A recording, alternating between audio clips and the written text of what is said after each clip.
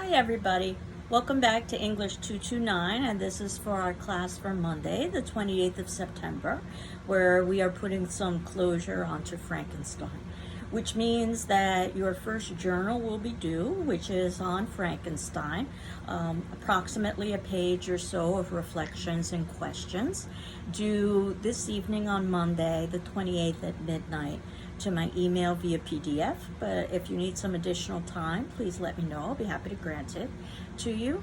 Thank you for those of you who've already submitted in your journals, and I'll be working on evaluating them and returning them back to you via email. As you know, I'm evaluating them informally, almost like a conversation on paper, so not for grammar or mechanics, and a checkmark system with plus being excellent, check plus being very good, and a check being satisfactory, and those are the levels that you want to aspire to. There are lower levels, but most students end up in that area. And as you know, we've been talking about Frankenstein for several classes now. We talked a little bit about the iconic 1930s film and how ultimately our conception of Frankenstein was created and basically has resulted in maintaining our image of a creature that was created by Hollywood. Shelley gave us a very different sort of story in reading Frankenstein, and we talked a little bit about the epistolary novel technique in which the story is told, which oftentimes surprises readers if they are accustomed to the Hollywood tale. We also talked about the character of Walton and the importance of Walton because he shares so many characteristics with Victor. And there are lots of doublings that we see in Gothic texts, and certainly this idea of Walton and Victor, as well as Victor and the creature as well, that we could talk about in relation to doubling. And then we talked a little bit about some of the literary elements that Mary Shelley called forth and drew parallels with famous literary texts, including Paradise Lost. And then we started talking about the first half of the book, where we transition from Walton to ultimately Victor's tale, understanding the difficulty of the narration, because we can never completely say that Walton is a reliable narrator.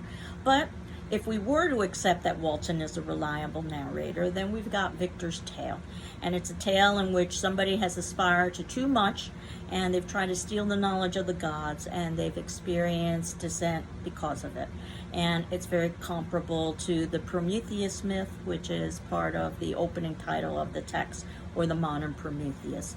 Prometheus being someone who stole who stole fire from the gods and gave it to humanity and was punished accordingly.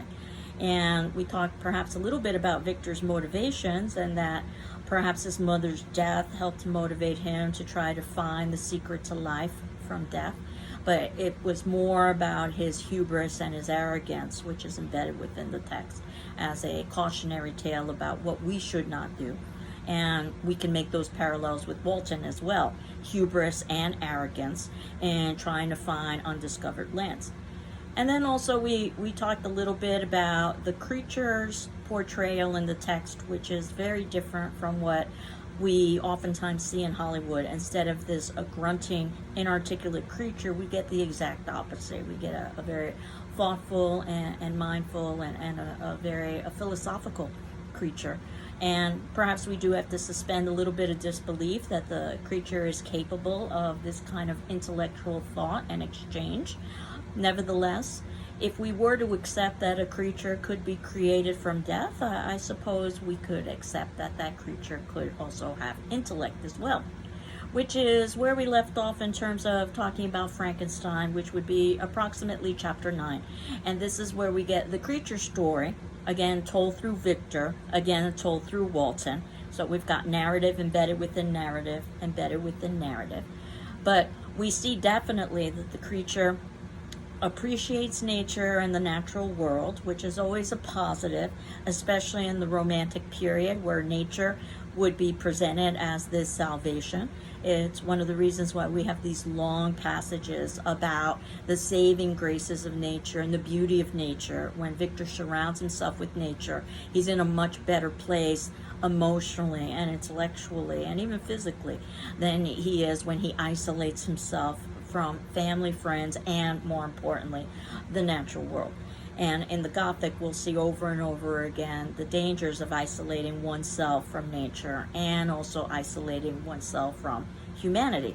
Those are some of the lessons that are usually embedded within the Gothic. So this creature can appreciate nature in the natural world, and it also helps to establish the nature versus nurture debate, the psychological and somewhat philosophical debate if personality is formed by environment, nurture, or if personality and temperament is formed through genetics, nature.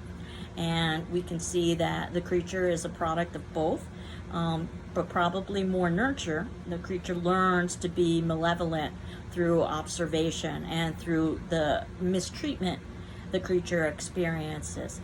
Its initial response is to be benevolent, which we see through not only its appreciation of nature, but the way that the creature tries to assist the de Lacy family and also tries to prevent them pain. The fact that the creature has an incredible intellect and can teach itself language and use reason and even make a comparison to itself almost that's very similar to an academic paper when the creature talks about the similarities to Adam in Paradise Lost, a creature that was created and then ultimately was abandoned. And then Satan, very similar sorts of situations, a creature that was created and then ultimately abandoned. And when we hear the creature's story, we hear how ultimately he is eavesdropping on this family called the de Lacy family. So this is a whole subplot that Hollywood doesn't usually address. And the de Lacy family is headed by a blind old man. That's important because this idea of the physical exterior of the creature being the impetus for the rejection from others is one of the things we'll see with the fact that the head of the household, de Lacy, could not reject this creature based on its physical appearance. But by this point, and I hope by this point you have concluded the novel, you'll know that what ultimately happens is that the creature tries to befriend de Lacy and things are going just fine until the rest of his family comes back. They're horrified by the creature's appearance, and then ultimately that's the ending of any kind of connection that the creature is going to have with this particular family. Which again, some of the morals or lessons embedded in the text is that how oftentimes we dismiss that which appears different than ourselves. And you can use modern day parallels with things like racism and sexism, which are propelled by exteriors rather than interiors. And this said, we get this convoluted story about the family itself that's been exiled. And part of it, this particular story, I think, illustrates some of the classism that Mary Shelley has illustrated. The idea is that Felix, one of the members of the family, was overwhelmed by the injustice of an imprisonment of what he felt was an innocent man. So he tried to intervene, and then he was offered the daughter in response to his actions. And we could see how female would be viewed as possession, Safie.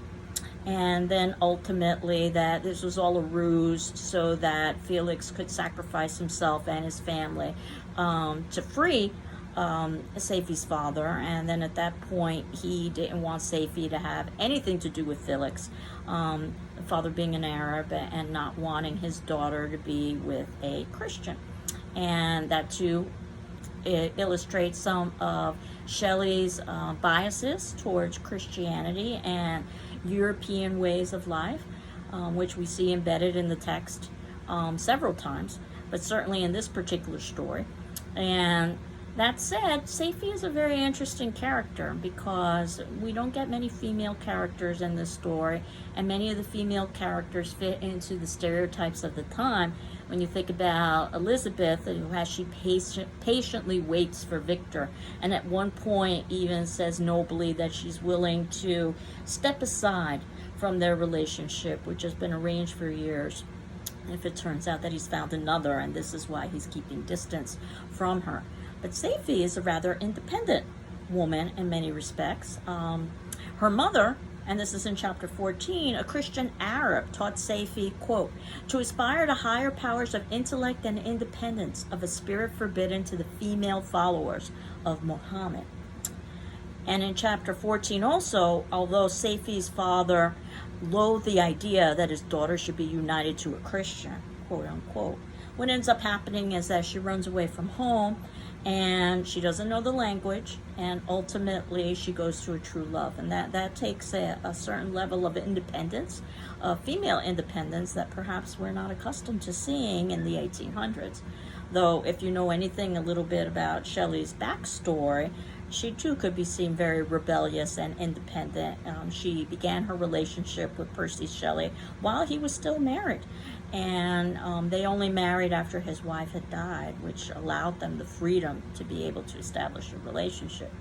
But at any rate, the creature asks in chapter 13, after the creature is talked about how he's found a satchel of books, which I always mock, and how he's been able to watch the DeLacy family, a family that's teaching Safie how to read and write in English, and consequently the creature is able to teach itself how to read and write in English. Again, we have to suspend a lot of disbelief here. But after reading all of these great literary texts he finds in a satchel in the forest, he says in chapter 13, quote, "Was man indeed at once so powerful, so virtuous, and so magnificent, yet so vicious and base?" And the answer is, oh yeah. And I think we can see that within the story, and I think we can see that with our own experiences with life as well. There are a good number of modern day parallels. All good pieces of literature have timeless and universal themes. Whether we wanted to talk about the limits of scientific discovery, or should scientific discovery have limits based on ethics and morals, that would be one of the many ways to talk about this text in a more contemporary fashion. But the creature also says that he's able to find out a little bit of his history because he had discovered some papers in the pocket of the dress that he had stolen from Victor's laboratory after he was first created. Again, notice how often the storytelling relies on information gotten through letters and by letters. And then the creature says in chapter 16, "On you only had I any claim for pity and redress." And as many of you indicated in your attendance responses, that the relationship between the creature and Victor is very much like a father and a child, and that as the novel goes on, obviously the child is very angry and vengeful because he's been rejected by his father figure, if you will. But also the sense that once his father is gone, he no longer has any real desire or need to continue on, that it's almost like this love-hate relationship, which I guess if you think about some of the complicated dynamics that can exist between parents and children, that might be another modern day parallel. That said, we don't have parents here, we have a parent. Victor creates by himself. That's one of the lessons in the text of what happens when you create without female, bad things. What happens when you create or try to take the role of God in creation, bad things. So at any rate, chapter 19, Victor says, "I felt as if I had committed some great crime." And then he says, "I was guiltless, but I had indeed drawn down a horrible curse upon my head." And I would argue that Victor's not guiltless, and that he vacillates throughout the text, going back and forth between either saying that he's responsible or saying that he's innocent. And we will see that right up until the ending. So even though Victor is telling this tale to Walton as a way for Walton not to duplicate those mistakes that Victor has made, and if we wanted to take a step back, basically this tale is for us as reader not to engage in these particular mistakes. That said, we see how Victor is not a terrifically attractive character in the sense that he never really is able to accept responsibility. So his sin of hubris is bad, but the sin of not accepting responsibility is probably much worse. And the creature basically indicates that he's been rejected by humanity, he's completely alone, and that what he wants, much like what Adam was able to get, is a companion. Whether it be Eve, or the creature says he wants another creature like himself, a female version. And this is a very interesting idea. You could say that he's perhaps developed this concept by watching the DeLacy family. But we could also say as well that one of the things that happen to be embedded within this text is the male-female dynamic in relationship. First, heterosexual. And secondly, that the male has power over female. And the creature asks for a female companion, never once giving consideration as to how this female companion might feel being created solely for the creature's benefit. And in fact, you can think of the creature basically doing very similar things to what Victor had done, creating a creature without thinking about whether or not that creature wanted to be created, and Victor did so more only for his self-benefit. And again, perhaps you can think of some modern day parallels with parents and what motivates them to have children. And is it purely for themselves, or is it for the benefit of the child, or is it some combination thereof? But at any rate, although Victor says that he will initially create this creature, he thinks better of it, and he comes up with all kinds of reasons and rationales not to create a female creature for the creature that Victor has already created. One of his fears is that they will procreate and there will be a new race. And perhaps that's a bit laughable. If Victor can create life from death, I suspect he could probably create a female that wouldn't procreate. But again, let's suspend some disbelief, because we know that Victor wants a reason and a rationale not to do it. He doesn't want to take responsibility. And this is a tricky question. Should Victor have created a female for the creature? I mean, from the creature's perspective, yes. From the female's perspective, I don't know. From Victor's perspective, there are all kinds of risks associated with that, but then there are also risks associated with not creating a female. That's today's attendance question, by the way. As you know, I like questions that don't necessarily have clear-cut answers. Do you think Victor should have created a female for the creature? Why or why not?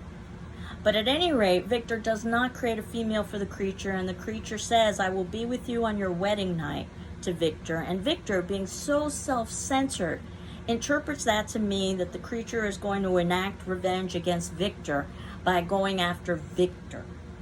But the creature understands that the greatest way to get revenge is not necessarily to hurt Victor, but to hurt the people Victor loves.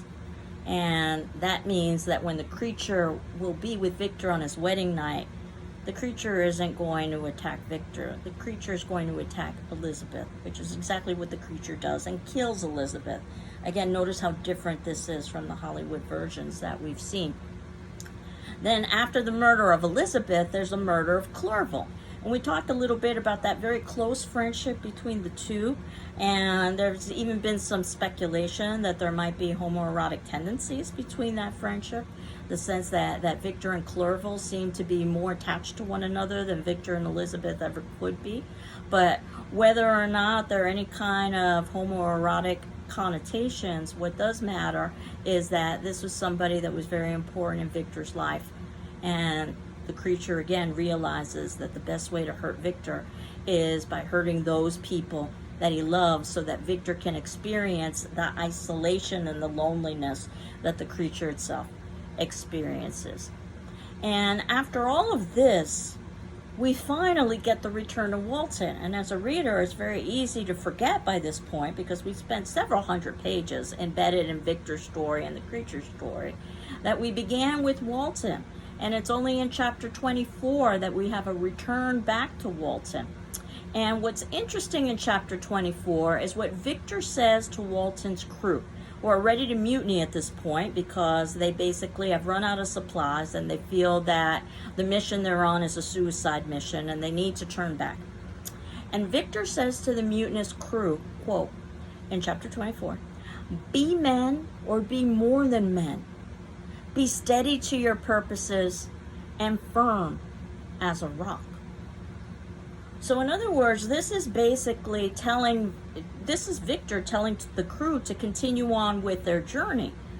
Yet we have a Victor at the beginning who's cautioning Walton not to engage in this kind of journey. So once again, we see Victor's vacillation right till the very end. What Victor should have done is told the crew to basically that they were correct and try to encourage Walton to turn around. That's what we would expect from this cautionary tale. But right to the very end, Victor is still going back and forth with this idea of trying to achieve unknowable knowledge. And in chapter 24, the creature talks a little bit about its perspective. quote, impotent envy and bitter indignation filled me with an insatiable thirst for vengeance. I was the slave, not the master, of an impulse which I detested, yet could not disobey.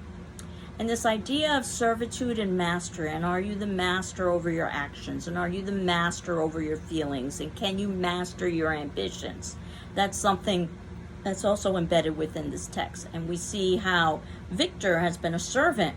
Basically, he has had very little power in relation to overcoming his ambitions.